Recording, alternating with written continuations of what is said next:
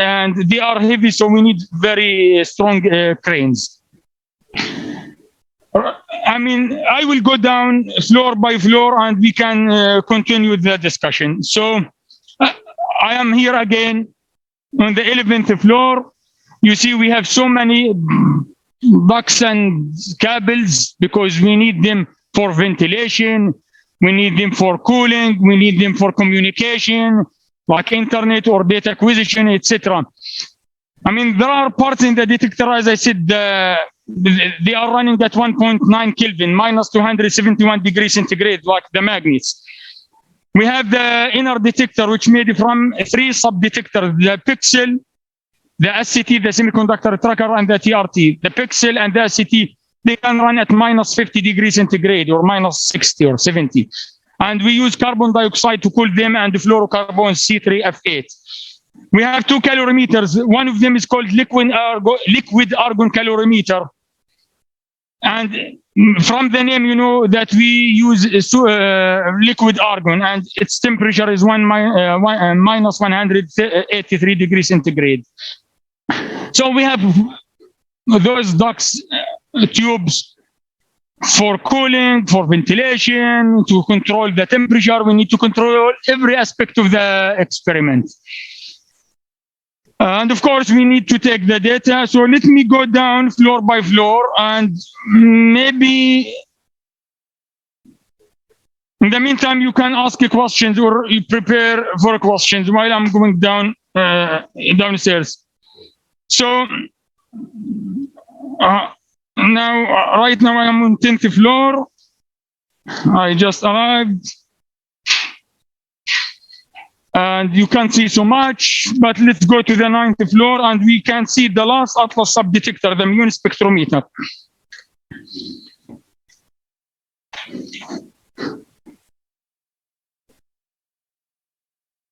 Okay. As I said, we have many sub-detectors. It's multi-layer structure. It's like onion structure. We start by the pixel detector, then the semiconductor tracker, then the transition radiation tracker, then those are enveloped by a solenoid magnet. Then we have the 2 calorimeters. Then we have the muon spectrometer, the last Atlas sub-detector. And this is the end cap muon spectrometer. As you see, it's made from drifted tubes. They are filled with gas, and in the middle there is a very thin wire. So when a muon particle, which is a charged particle, go through the gas, it will ionize it. Electrons will drift to the anodes, and we have electric pulse. Since we know the position of each tube, we can guess the trajectory of the muon particle. So we have like 1, 2, 3, 4, 5, 6. So we can have 6 points. And of course, we have other end caps, and in combination with the measurement made by the inner detector, we can guess the trajectory. And again, I mean, muon particles cannot travel in straight lines because we have a strong magnetic field. So this is the last Atlas sub-detector.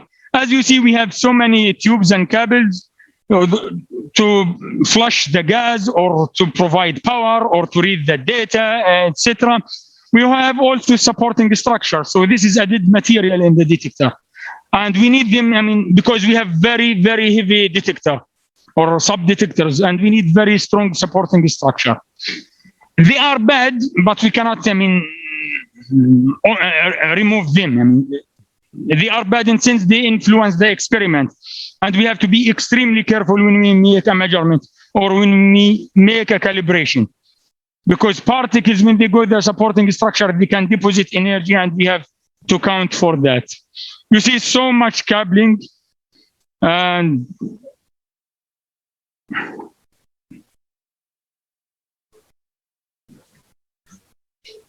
so let's go down a little bit.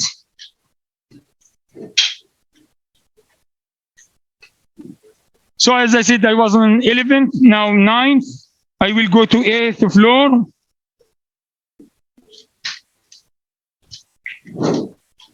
Again, we can see the muon spectrometer. Tubes, we know their positions. Whenever a muon particle goes through the gas, it will ionize it again, and we have the electric pulse. So we know it's coming through this point in space, not this point in space. And if we have multiple points, we can make the fit and guess the trajectory.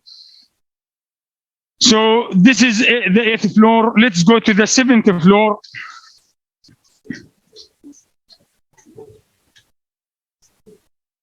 It's the same, but here you see we have electronics, the readout electronics. We have, as I said before at the beginning, we have 40 million collisions per second. And we cannot read everything. I mean, we have limited computational power, so we cannot transfer the data, we can't read the data, we can't transfer everything, or even if we record the data, we cannot analyze it. So we have to filter the data. We keep around 1,000 collisions per second out of the 40 million collisions. Luckily, most of the collisions are elastic collisions. They do not provide knowledge, I mean, or let's say extra knowledge. They are elastic collisions, electromagnetic repulsive force. We know the protons, we know their structure, we know the electric force. We care only about inelastic collisions when we smash protons and create new particles. Of course, we have to be careful. We cannot select randomly 1,000 collisions because statistically we will end with the elastic collisions. We have to be careful. We have to look for unique signatures. For example, when we collide the protons, we should end with particles, new particles. Those particles might decay to electrons or muons or tau leptons or B jets or neutrinos. Of course, if we find any of these signatures, we have long list of signatures, we can trigger the event. We record it. Our triggering system is made from 2 levels, level 1, level 2. The first one is done by the detector itself. We can reduce the rate from 40 million to 100,000 collisions. And then we transfer the data upstairs and we run the computer algorithms. And then, of course, we fully reconstruct the collisions and look for the unique signatures. If we find any, we keep the collision. If not, we delete it. And level 2 can reduce the rate from 100,000 collisions to 1,000 collisions. Of course, the Muon spectrometer is very important, very essential in defining or deciding whether to keep the collision or to delete it. So one of the signatures is the existence of a muon particle. Of course, we have other signatures like electrons or photons or etc. So this is the 7th floor. We can go down to the 6th floor and I show you 2 parts of it. Oh, 2 sides, sorry.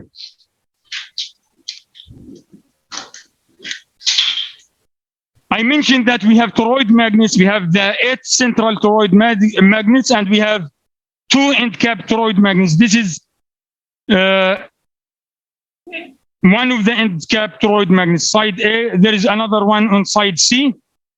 From this side of the detector, we can see let's say the infrastructure, like tubes, pipes, tanks, cryogenic tanks for cooling and ventilation, etc. On the other side, we can see more the detector.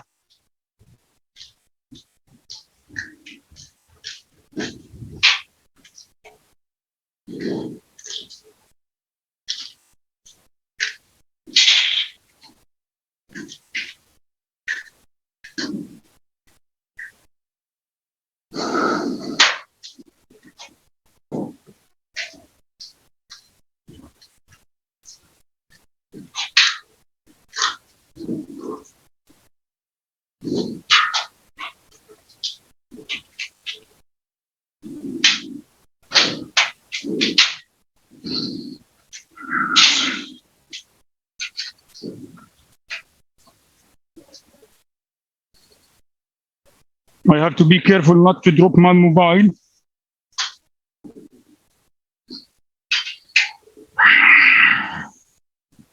Okay, so this is an iconic view or picture. Okay, so the blue tube is the LHC tube.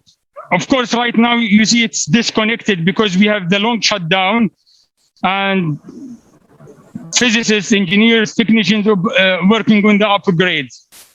And by the end of the year, the detector has to be closed, and of course, we can start testing the detector, and of course, next year we start the collisions. This is what we call the big wheel. It's very famous picture. So this is the Immune Spectrometer big wheel. It's huge. You see 25, 26 meters in diameter. And let me look at the other direction. So you see the toroid magnets. So we can count them 1, 2, 3, 4, 5, 6, 7, 8. So 8 toroid magnets, central toroid magnets. And if you look in the center, that's the tile calorimeter. Of course, inside we have the liquid argon calorimeter, and inside we have the tracking detector, which is made from pixel SCTTRT. If you look carefully in the middle there, you see the tube, the LHC tube. And since we are doing, we have maintenance right now, you see the scaffold. At some point, they have to take it away. They have to remove it. And of course, at some point, they have to pull the end cap toroid magnet. Then they connect the LHC tube. Then they push the Immune Spectrometer, and they close the detector.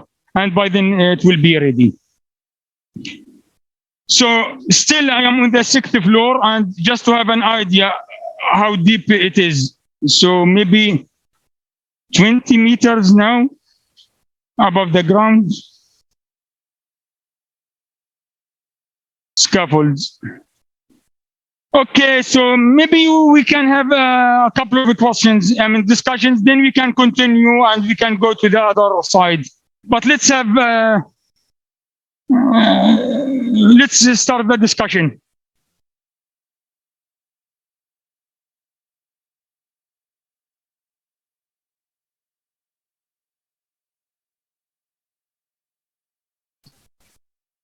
I cannot hear you. It's better if you ask me directly. It's very hard, the discussion. It's very hard to read on the mobile chat. Can you talk, please?